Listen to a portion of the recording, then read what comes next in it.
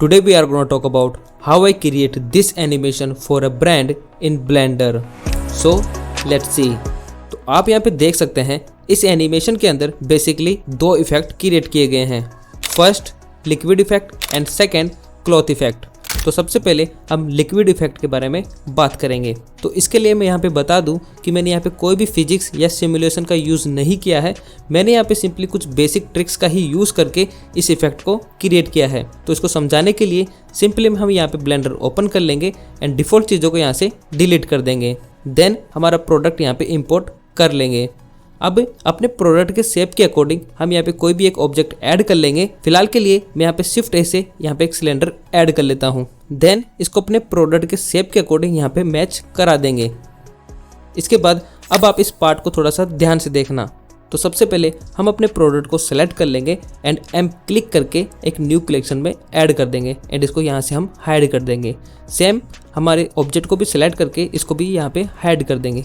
अब लिक्विड को क्रिएट करने के लिए सिंपली मैं यहाँ पे एक सिलेंडर ऐड कर लूँगा एंड इसके साइज को चेंज करके एडिट मोड में मैं यहाँ पे लूप कट्स ऐड कर दूंगा। देन मॉडिफायर में हम यहाँ पे डिस्प्लेसमेंट मॉडिफायर ऐड कर लेंगे एंड न्यू पे क्लिक करके यहाँ से हम टेक्सचर पैनल में आ जाएंगे एंड यहाँ पे इमेज को मैं यहाँ पे क्लाउड में चेंज कर दूंगा।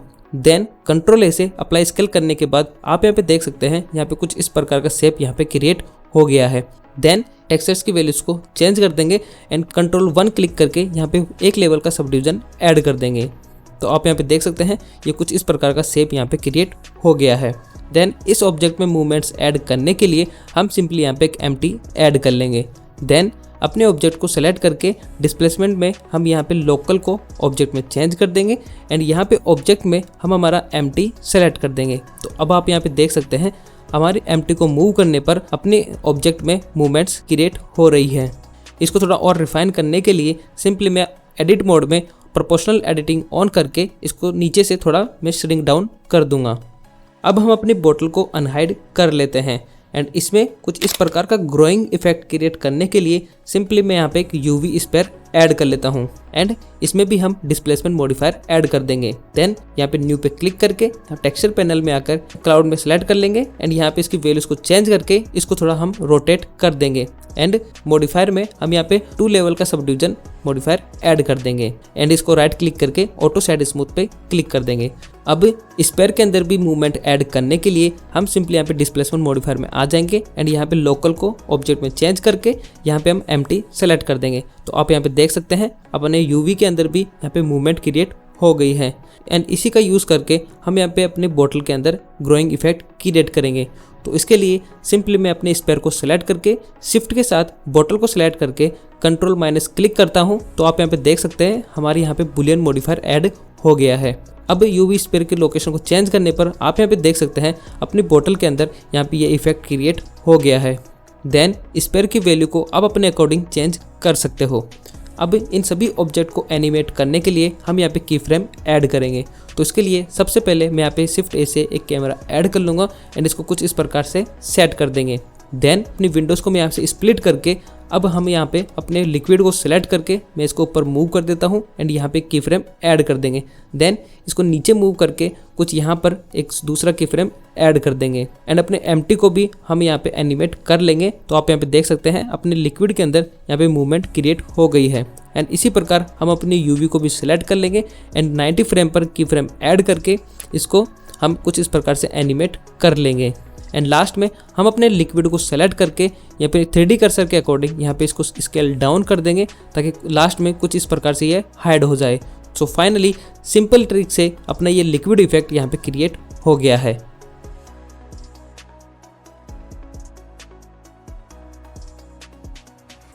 सो अब हम अपने क्लॉथ इफेक्ट के बारे में बात करेंगे।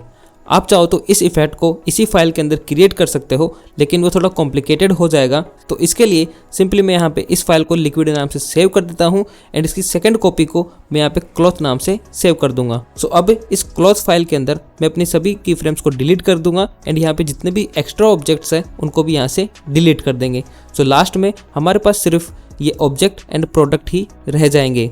सो अब इस प्रोसेस को थोड़ा ध्यान से समझना।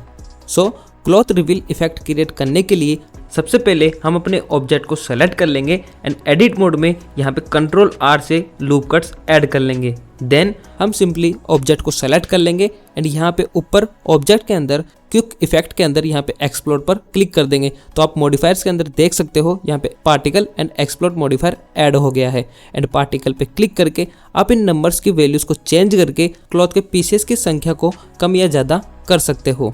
सो अब अपने ऑब्जेक्ट को सेलेक्ट करके कंट्रोल A से हम यहाँ विजुअल ज्योमेट्री टू मैश पे क्लिक कर देंगे ताकि हमारे सभी मॉडिफायर्स अप्लाई हो जाएं। अब सिंपली हम यहाँ पे क्लॉथ फिजिक्स ऐड कर लेंगे एंड यहाँ पे इन वैल्यूज़ को आप अपने अकॉर्डिंग चेंज कर सकते हो, लेकिन फिलहाल के लिए मैं इनको डिफ़ॉल्ट ही रहने देता हूँ।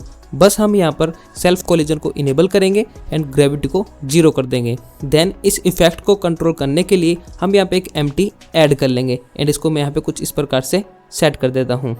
अब फिजिक्स को कंट्रोल करने के लिए हम यहाँ पे वर्टेक्स वेट प्रॉक्सिमिटी का यूज़ करते हैं, तो इसके लिए भी हम सिंपली यहाँ पे vertex weight proximity modifier add कर लेंगे एंड यहाँ पे वर्टेक्स ग्रुप में आप यहाँ पे देख सकते हैं यहाँ पे कुछ भी शो नहीं कर रहा है। तो इसके लिए ऑब्जेक्ट को सेलेक्ट करके एडिट मोड में हम यहाँ पे A प्रेस करके सभी वर्टेसेस को सेलेक्ट कर लेंगे एंड यहाँ पे डाटा के अंदर वर्टेक्स ग्रुप एक ऐड कर लेंगे एंड मॉडिफायर के अंदर वापस से हम यहाँ पे वर्टेक्स ग्रुप ऐड करके टारगेट ऑब्जेक्ट में एम्प्टी सेलेक्ट करके फॉल ऑफ को हम स्मूथ कर देंगे।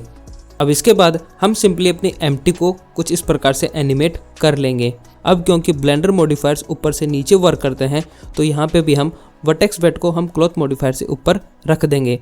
सो अब इस इफेक्ट को देखने के लिए हम सिंपली कंट्रोल टैब से वेट पेंट में आ जाएंगे, लेकिन सॉरी प्रॉक्सिमिटी मोड के अंदर ऑब्जेक्ट को यहाँ से ज्योमेट्री में चेंज करना पड़ेगा। अब प्रॉक्सिमिटी मॉडिफायर के अंदर इन वैल्यूज़ को चेंज करके कुछ इस प्रकार का कॉन्ट्रास्ट क्रिएट करें ताकि एंड फ्रेम में अपनी एम्प्टी अपने ऑब्जेक्ट को कम्प्लीटली ब्लू कर दे। इसके बाद क्लॉथ फिजिक्स के अंदर यहाँ पे नीचे शेप के अंदर पिन ग्रुप के अंदर यहाँ पे वर्टेक्स ग्रुप ऐड करना होगा। सो फाइनली अपने ये क्लॉथ इफेक्ट भी यहाँ पे क्रिएट हो गया है। सो फटाफट से हम यहाँ पे लाइट एंड इन्वायरमेंट क्रिएट कर लेते हैं। सो इसके लिए सिंपली मैं यहाँ पे शिफ्ट से एक प्लेन ऐड कर लूँगा एंड एडिट मोड में इस एज को यहाँ पे एक्सट्रूड करके कंट्रोल B के साथ यहाँ पे बेवल ऐड कर देंगे एंड इसको मैं राइट क्लिक करके ऑटो शेड स्मूथ कर देता हूँ। देन रेंडर में हम यहाँ पे इंजन में साइकिल, डिवाइस में GPU कंप्यूटर में चेंज कर देंगे एंड सैम्पल्स को यहाँ पे हम डाउन कर देंगे। देन नीचे कलर मैनेजमेंट में कॉन्ट्रास्ट को हाई कॉन्ट्रास्ट में सेट कर देंगे। अब शिफ्ट A के साथ यहाँ पे एक एरिया लाइट ऐड करके इसको मैं ऊपर मूव कर दूंगा। यहाँ से हम इसकी स्ट्रेंथ को भी बढ़ा देंगे एंड इसको कुछ इस प्रकार से सेट कर देते हैं। अब एंड सिलेंडर का यूज़ करके मैं यहाँ पे कुछ प्लेटफॉर्म्स क्रिएट कर देता हूँ एंड इन प्लेटफॉर्म्स के अंदर मैं अपनी एसेट लाइब्रेरी से एक वुड का टेक्सचर अप्लाई कर देता हूँ।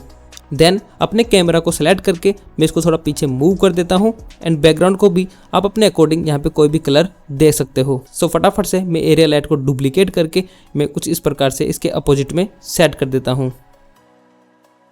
एंड लास्टली हम यहाँ पे एक गोबोस भी ऐड कर लेते हैं एंड इसको मैं कुछ इस प्रकार से सेट करके इसकी स्ट्रेंथ को डाउन करके मैं यहाँ पे इसकी वैल्यूज़ को थोड़ा चेंज कर देता हूँ।